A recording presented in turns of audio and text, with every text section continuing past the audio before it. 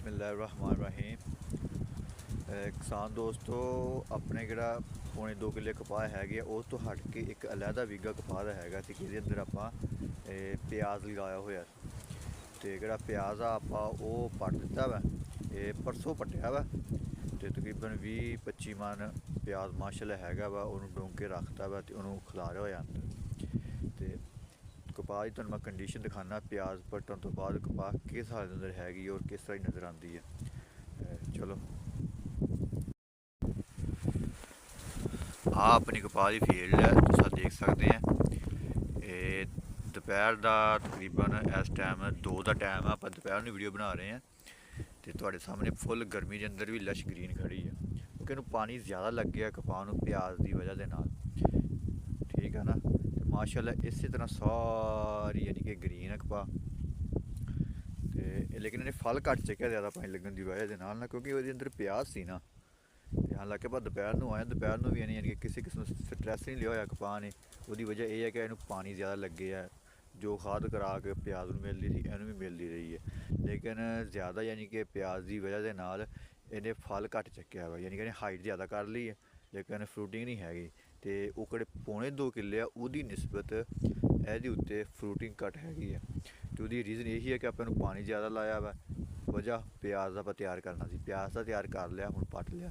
हुण ਇਹਦੇ अंदर आप एक ग्लाफोसैट की स्प्रे करांगे तां जिहड़ा गंद गुंद हैगा सारा मुकम्मल तौर पर फिनिश हो जाएगा। तो तुहानूं मैं एक बूटा दिखाना कि किस तरह का हैगा वा। ये जगह ते आ जाओ, देखो ना माशाअल्लाह सारी इस तरह सिर्फ आ देखो आ फल लिया होया बूटे ने, देखो ना हाइट ज़्यादा की हुई है सिर्फ ज़्यादा पानी लगन की वजह के नाल। ते सारी कपाह ने इस तरह हाइट की है, वजह सिर्फ एक प्याज आप प्याज लगाया सी। देखो ना टिंडे भी कितने चक्के हुए है। अगर इसके अंदर प्याज ना होंदा तो हुण दी हाइट इन्नी होनी सी, लेकिन इन्हें फल ज़्यादा होना सी, इसकी ग्रोथ ज़्यादा होनी सी। लेकिन आप 2 फसलां चक्कियां वा तो इस वजह के नाल इसकी हाइट ज़्यादा वा, थोड़ी कमज़ोर आ। हुण आप इहनूं स्प्रे मार के इसके अंदर आप 1 बोरी बीघे के अंदर नाइट्रो पा देनी है ताकि जो इसकी खुराक के मसले मसैल हैगे है या फिर जो भी ग्रोथ यानी कि ग्रोथ तो पूरी है, यानी इसकी मैच्योरिटी जिहड़ी हैगी है मुकम्मल हो जाएगी। तो बहरहाल स्ट्रैस नहीं लै रही कपाह, ये चीज़ हैगी है ना कि स्ट्रैस तो बिल्कुल क्लीयर है। तो किसी किस्म का यानी कि बीमारी नहीं हैगी, ना सबज सीला ना सफेद मक्खी, हाल तक कोई किसी किस्म की यानी कि स्प्रे नहीं की बीमारी वाली कि ये उत्ते यानी कि बीमारी ने अटैक किया होवे।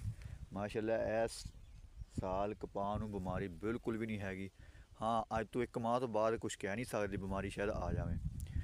तो बहरहाल इस साल कपावां बिल्कुल बीमारी तो क्लीयर हैगियां।